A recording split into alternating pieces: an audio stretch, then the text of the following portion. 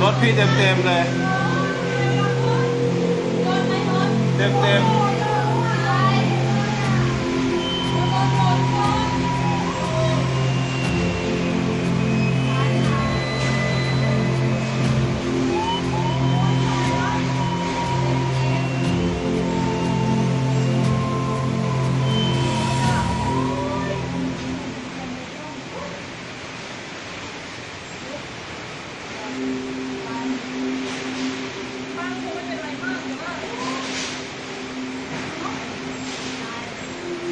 เวรกรรม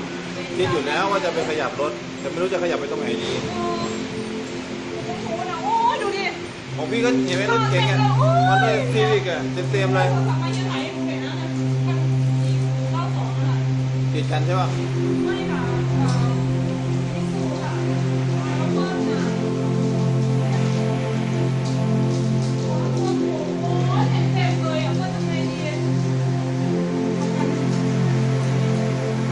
ต้องบอกให้ห้างคนใช้อ่ะ